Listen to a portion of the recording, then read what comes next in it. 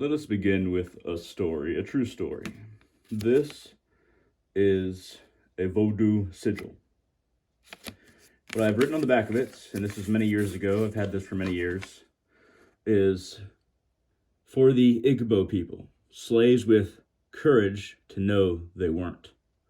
So, why has this been on my wall for years? Why is this a special voodoo sigil, or veve, as we often say?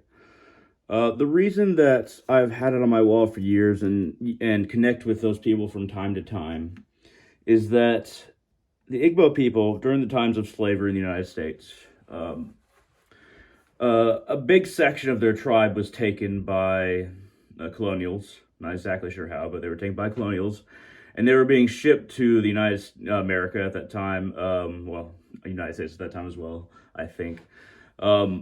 They were taken there to become slaves, but they overcame the slavers of the ship, the European slavers, and then they ran the ship aground in the United States. But they knew that there was no way back home, and that there was little chance that they wouldn't become slaves, even if they did go into the lands of America. So what they did is, after they ran the ship aground, they got out of the ship, then they walked themselves in the water to drown. So why do I hold these people, or this section of these people, and this veve near and dear to my heart?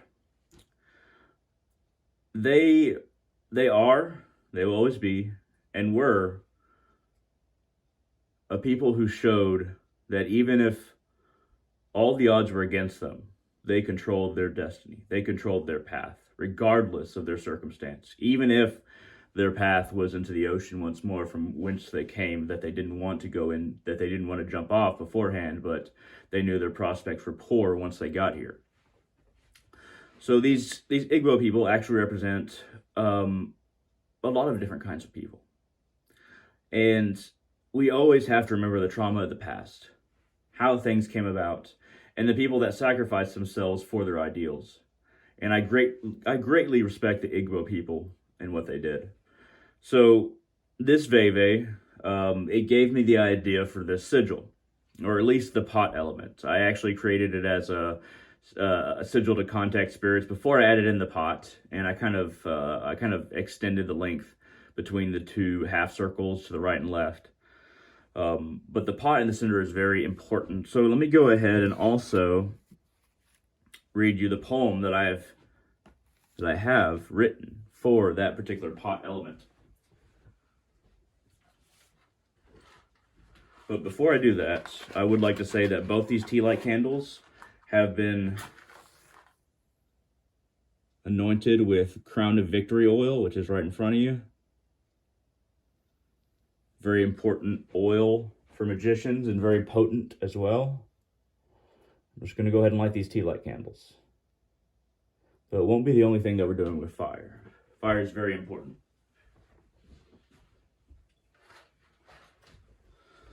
So based on Lame Deer's, it's a Native American who actually had a book out. It's still out.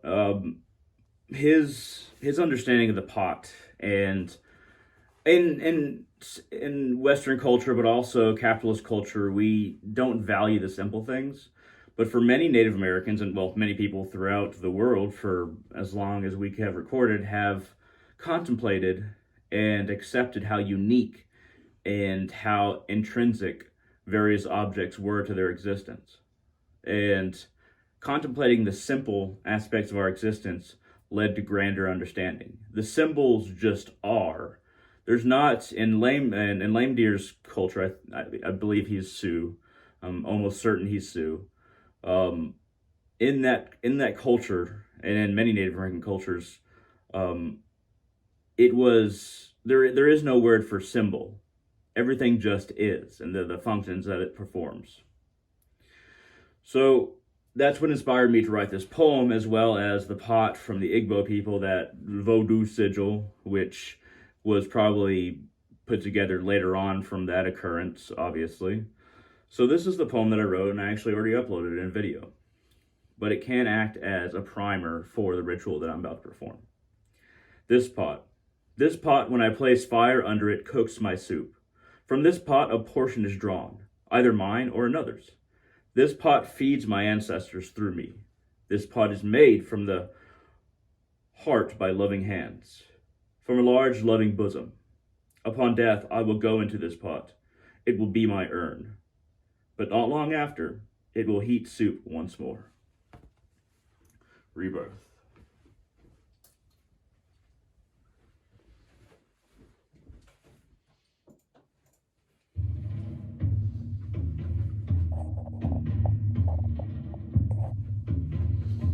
Spirits, eat of this fire.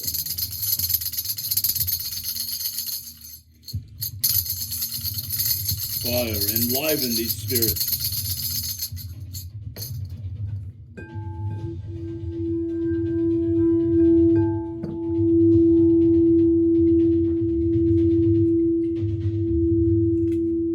Ancestors, spirits of the land and grave, I call out to you, the here, then, and never there, come before me. This sigil is welcoming to those who would speak with us.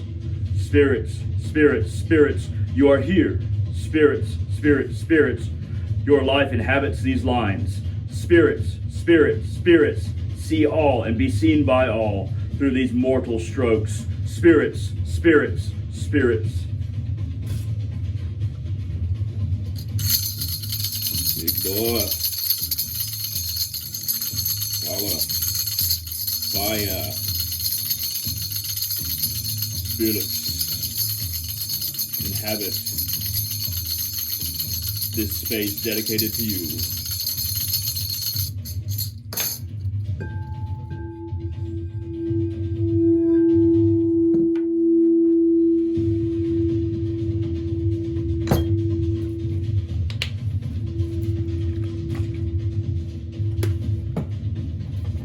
Spirits, eat of this fire. It is an offering for you.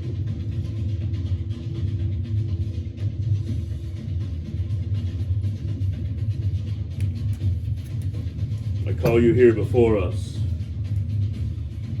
Spirits that would speak.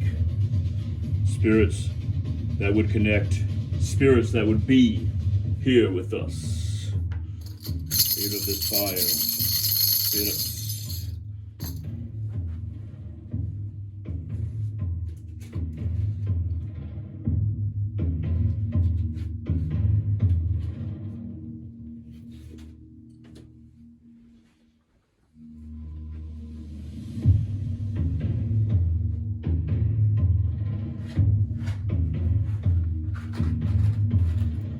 Spirits, I offer you this frankincense. Inhabit this sigil.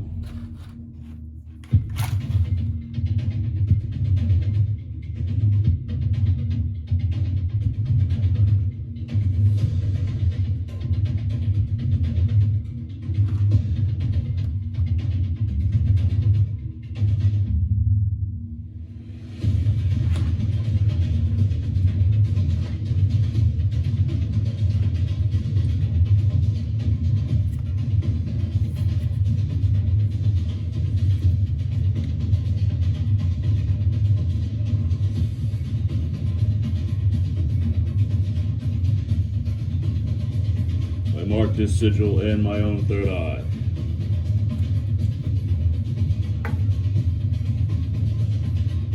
And I mark it with this cum-cum powder, that it may be driven up and connected to the divine.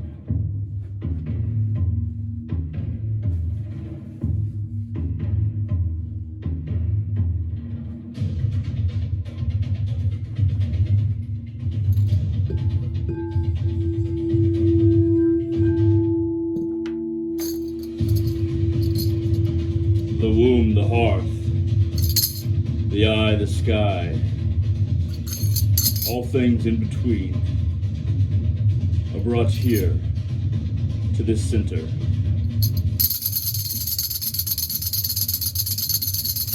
Spirits, inhabit this sigil. Spirits, spirits, spirits.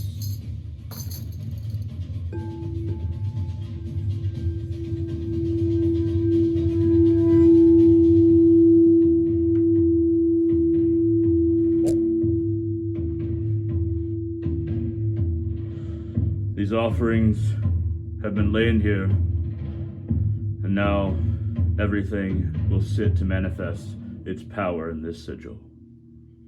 The ritual is at an end.